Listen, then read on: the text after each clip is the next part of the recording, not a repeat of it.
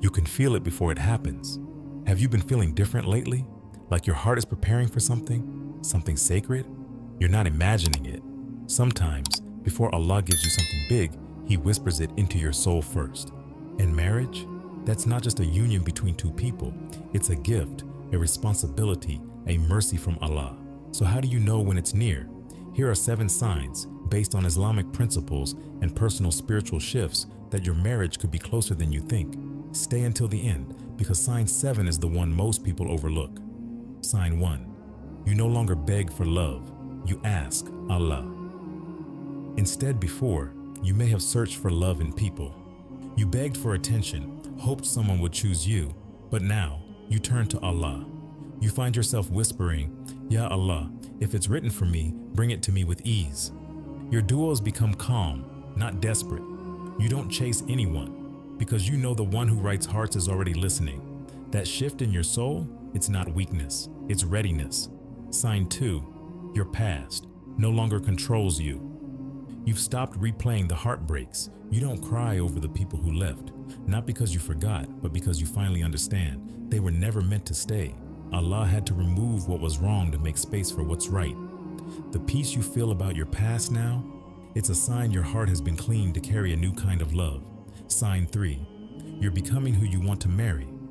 You stop waiting for someone else to bring you peace, because you're learning how to build it within yourself. You stop searching for the perfect person to show up. Instead, you start becoming the kind of person you once prayed to find. You begin to realize something profound. Marriage is not about being rescued.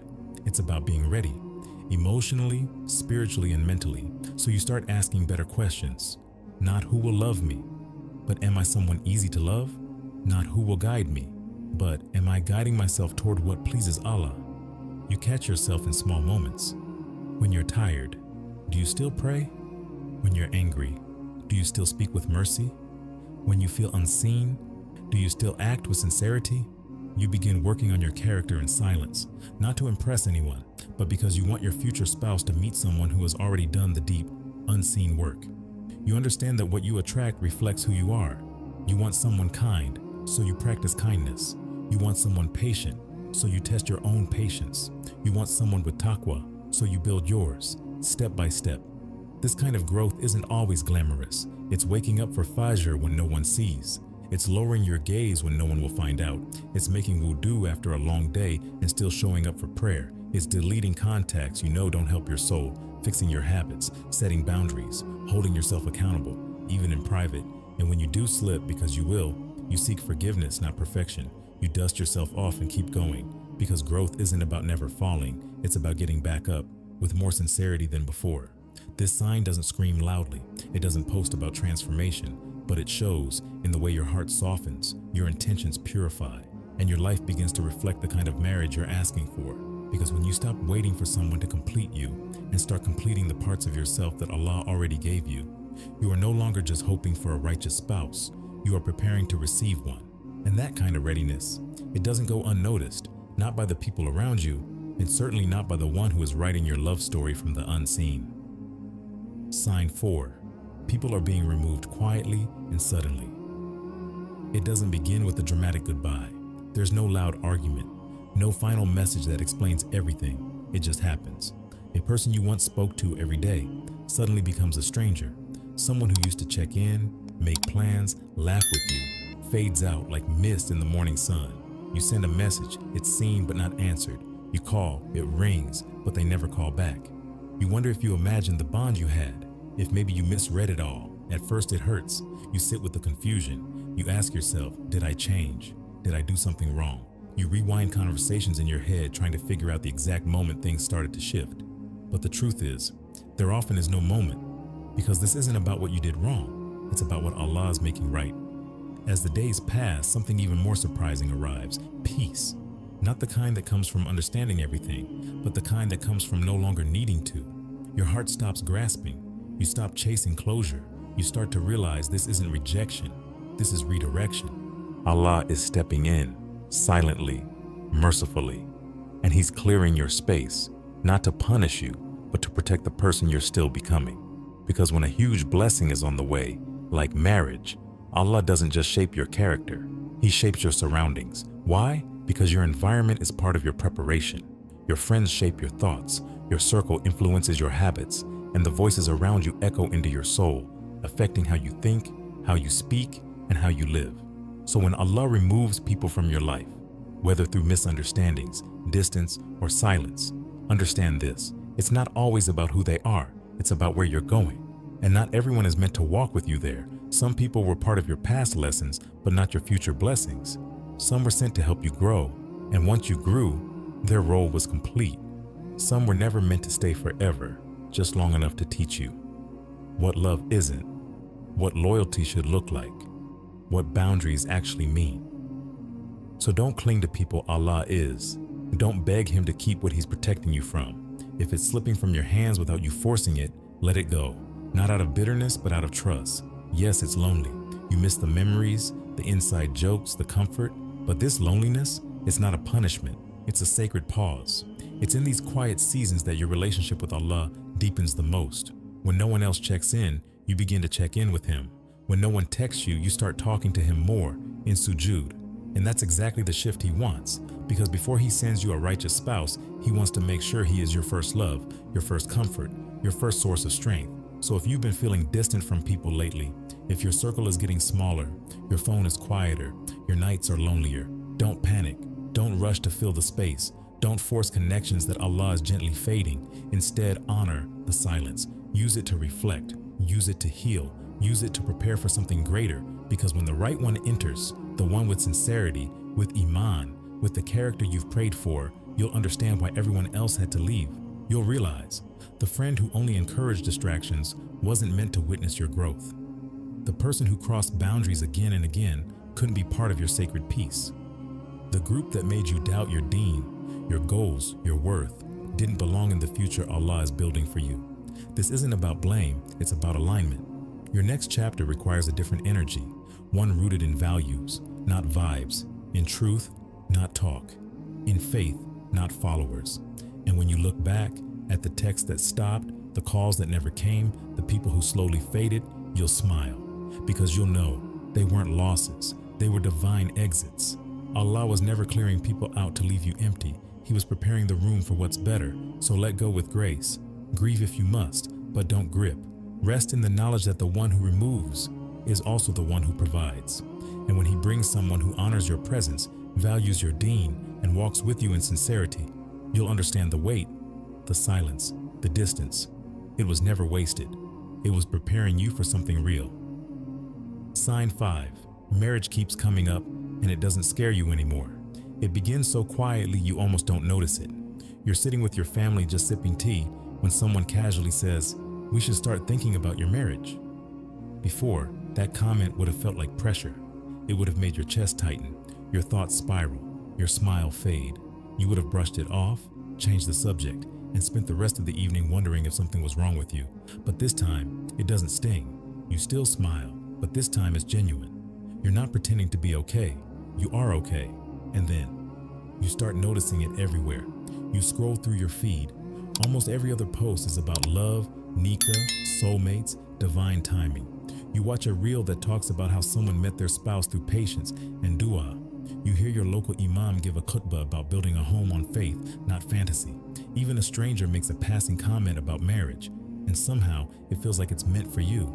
It's as if Allah is repeating the word through every corner of your life, marriage, and yet you're not afraid anymore, not irritated, not defensive, not ashamed, not tired of the topic. Instead, something inside you responds with a quiet, steady whisper, "Maybe I'm ready."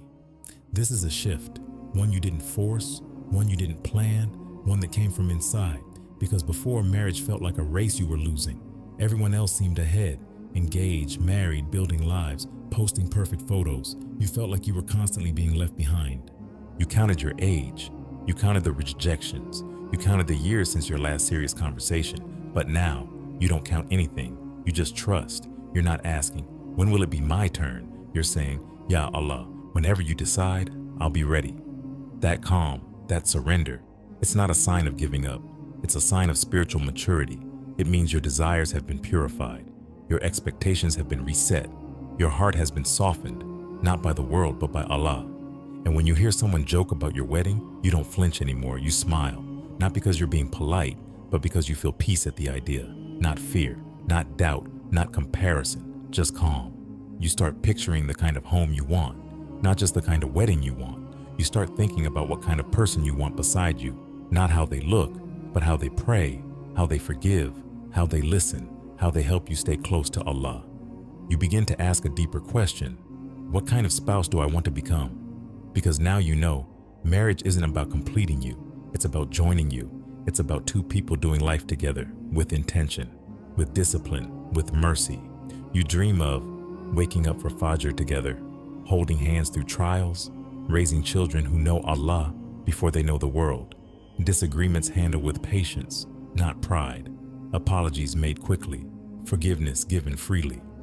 You want growth, not just chemistry, peace, not just passion. And that mindset, that's not fantasy, that's faith. Because true love in Islam isn't loud. It's not always poetic. It's often quiet, steady, rooted in prayer, and rich in tawakkul. So when you keep seeing signs, when marriage keeps coming up again and again, don't ignore it. Don't dismiss it as coincidence. It may not be a neon sign from the heavens, but it's Allah whispering, I'm preparing you, it's getting closer. And maybe your surroundings haven't changed, but you have. You're no longer waiting with anxiety. You're waiting with readiness, with trust, with peace. That's the sign, that's the proof. Because when Allah is about to write love into your story, He doesn't just send the person, He prepares the heart. So if lately the word marriage doesn't scare you, if it makes you smile softly, if it feels like something sacred rather than something stressful, know this, you're not just waiting for marriage, you're welcoming it. Not because the world told you to, but because your soul is finally aligned with the divine timing. And when love written by Allah finally arrives, it won't bring confusion, it won't feel rushed. It will walk in with calm, with intention, and with a kind of peace you've already been practicing in silence. This isn't just a shift in thought, it's a shift in soul. What you're experiencing is spiritual growth, alignment, a quiet evolution of the heart where love is no longer about the world's approval, but about divine connection, purpose, and peace. And that change, even if it came slowly, quietly, maybe even painfully, is one of the most beautiful gifts Allah can give a believer. If you found yourself relating to these words, even with a lump in your throat or tears in your eyes, know that you're not behind. You're not late. You're being prepared. You're being elevated. You're being drawn closer, not just to a spouse, but to your Creator. So honor the pause. Honor the silence. Don't rush the next chapter. Instead, continue preparing, not for perfection, but for sincerity. Work on your prayers, your patience, your healing, your relationship with Allah. Because when He writes love into your story, it won't come to complete you. It will come to join you in the sacred journey you've already begun. And until then, let every sign, every quiet moment of peace, every surrender and sujood, every softening of the heart remind you you are not waiting in vain. You are waiting in trust. And what Allah is preparing for you is always worth the wait. This is profoundly moving, not just in its eloquence, but in its depth of spiritual truth. It's a reminder that in a world obsessed with timelines, speed, and visible milestones, Allah's way is different. His mercy unfolds quietly, and His answers are often wrapped not in clarity but in calm. If your heart felt something while reading this, a tug, a tear, a moment of reflection, don't brush it off. That stillness in your chest, that pause in your overthinking is not accidental. It's divine. So say it now, not just with your fingers, but with your soul. Ya Allah, I trust your timing. Say it again when doubt creeps in. Say it when the wait feels too long. Say it when the world feels fast and your path feels slow. Say it like it's a lifeline, because it is. And if your trust wavers, because you're human, and that happens, come back to these words, reread them, let them ground you again. Because this isn't just about marriage. It's about surrendering your will to the one who sees the full picture. To anyone waiting, praying, and healing quietly, you are not forgotten.